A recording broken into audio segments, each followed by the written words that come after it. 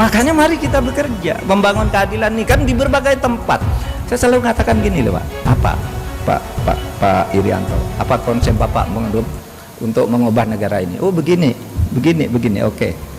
Sesudah dibawa ke DPR kita harus DPR-nya enggak mau. Gimana Bapak? Misalnya ini pemerintah itu kemarin saya lah resmi menyampaikan bagaimana kita sekarang buat undang-undang perampasan aset. Apa perlunya?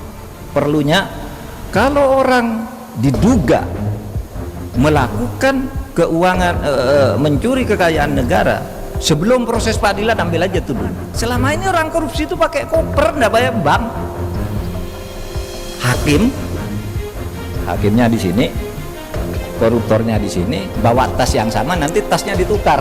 Ini di pesawat, kamu tas ini, kamu tas ini, yang satu isi uang, satu isi kertas kosong. Nanti pulangnya udah bawa uang, udah lewat bank, disimpan lagi tunai. Nah sekarang perbelanjaan itu harus lewat bank. Tapi di Papua kita anggap mekanisme politiknya harus lewat DPR. DPR, wah ini belum perlu. Oh ini tidak setuju dengan berbagai ini. Kan kita tidak bisa maksa Pak. Itu yang saya katakan, berdemokrasi itu harus bersabar. Imam Al-Ghazali itu rakyat itu rusak karena pemerintahnya enggak benar.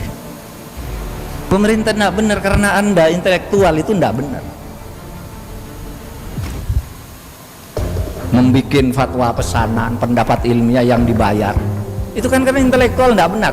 Kata Imam Al-Ghazali itu, fa fasadur ra'iyya bi fasadil umaro. Rakyat itu rusak karena pemerintahnya rusak.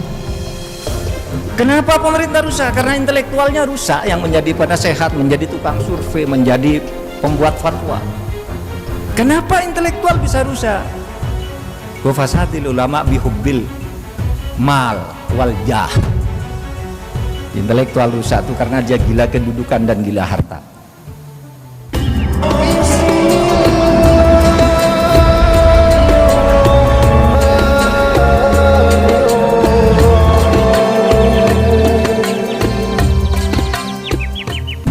Intoleransi itu jangan-jangan itu karena banyak ketidakadilannya. Betul Pak. Mengapa kita dulu mengganti Orde Baru? Karena banyak ketidakadilan. Kok sekarang masih muncul? Ya banyak ketidakadilan memang. Makanya mari kita bekerja membangun keadilan ini kan di berbagai tempat. Saya selalu mengatakan gini loh Pak, apa Pak Irianto, apa konsep Bapak untuk mengubah negara ini? Oh begini, oke. Sesudah dibawa ke DPR kita harus DPR-nya enggak mau. Gimana Bapak? Misalnya ini pemerintah itu kemarin saya lah resmi menyampaikan bagaimana kita sekarang buat undang-undang perampasan aset. Apa perlunya? Perlunya kalau orang diduga melakukan keuangan mencuri kekayaan negara, sebelum proses peradilan ambil aja tuh dulu. Ada proses pidananya jalan diselesaikan dulu secara perdata agar hartanya bisa diambil. Saya juga ngajukan undang-undang pembelanjaan uang kartal. Yuk kita buat undang pembelanjaan, batasi kalau Pak Yos Yohan mau berbelanja ke bank barang yang nilainya lebih dari 100 juta, itu bayarnya harus lewat bank karena akan diketahui dia tuh ambil uang dari mana dan dibayarkan ke mana. Selama ini orang korupsi itu pakai koper enggak bayar bank. Hakimnya di sini, koruptornya di sini, bawa tas yang sama, nanti tasnya ditukar. Ini di pesawat, kamu tas ini, kamu tas ini, yang satu isi uang, satu isi kertas kosong. Nanti pulangnya udah bawa uang, udah lewat bank, disimpan lagi tunai. Nah sekarang perbelanjaan itu harus lewat bank. Di Papua itu ada uang keluar dari bank ratusan miliar, keluar dari bank resmi, ditransfer oleh pemerintah pusat nih sekian triliun, sekian ratus miliar diambil, belanjanya tidak jelas kemana karena tidak lewat bank, sehingga tidak bisa diperiksa oleh BPK. Nah kita mau buat undang-undang itu, tapi kita anggap mekanisme politiknya harus lewat DPR. DPR, wah ini belum perlu, oh ini tidak setuju dengan berbagai ini. Kan kita tidak bisa maksa, Pak. Itu yang saya katakan, berdemokrasi itu harus bersabar. Nggak bisa Pak Mahfud kok diem, nggak diem.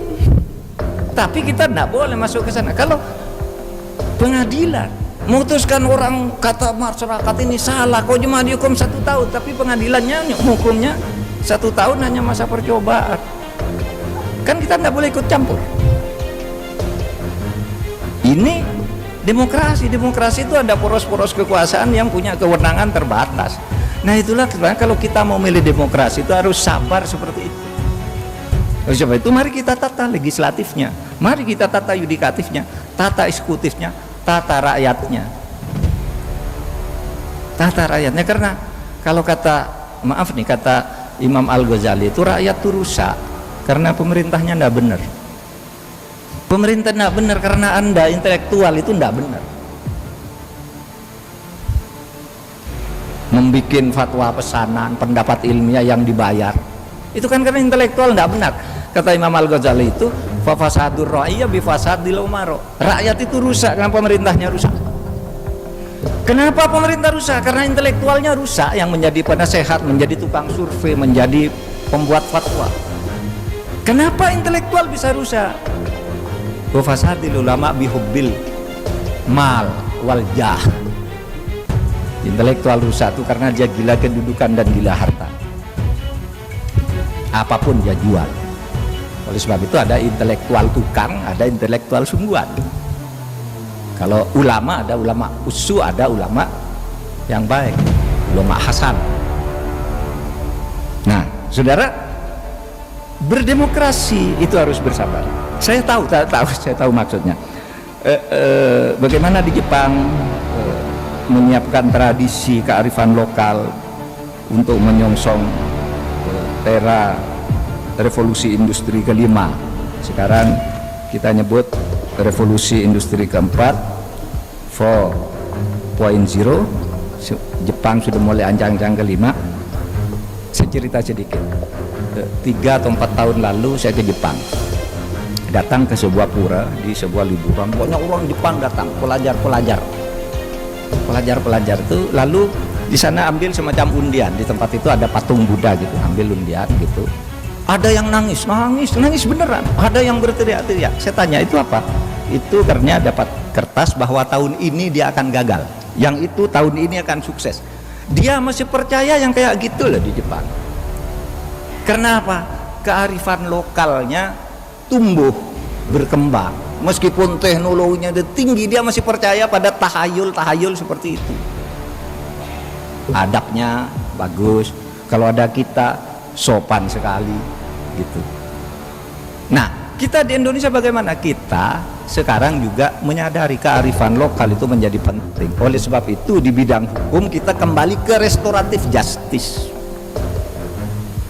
Hukum itu bukan untuk menghukum, menderitakan orang, tapi untuk membangun harmoni dan ketertiban, kerukunan dan kedamaian di dalam masyarakat. Sehingga kalau yang kecil-kecil, pelanggaran kecil lah didamaikanlah gitu. Itu kan surat edaran Jaksa Agung ya, kan gitu. Pak Jaksa Agung buat peraturan Jaksa Agung, MA buat peraturan MA, sampai 8 peraturan. Polri mulai SL 5 zaman Pak Badruddin Haiti, sekarang ada lagi. Maunya hukum itu membangun kedamaian. Itu kearifan lokal itu tadi. Nah, banyak nih cerita kearifan lokal tentang hukum ini, tapi waktunya kita tidak cukup. Kapan kita atau bagaimana kita menyongsong era industri kelima, masyarakat industri kelima atau keempat? Apakah kita sudah memikirkan kearifan lokal? Iya. Di dalam program-program kita itu sudah bicara kearifan lokal itu harus ditumbuhkan. Kapan itu jangka waktunya? Apakah itu ditulis? Ditulis di dalam rencana menyongsong Indonesia Emas tahun 2045. 100 tahun Indonesia merdeka. Itu sudah dihitung. Sekarang kita punya perguruan tinggi sekian, punya insinyur pertanian sekian, punya ahli pesawat sekian. Ini tahun 2021. Sekolah kita sekian, universitas kita sekian, penduduk kita pendapatannya sekian, nanti tahun 3035 pendapatan per kapita sekian, nanti tahun 2045 kalau tidak ada halangan kita sudah menjadi Indonesia emas. Apa itu ukurannya? Dengan revolusi industri ini. Ukurannya itu ya di dalam pembukaan Undang-Undang Dasar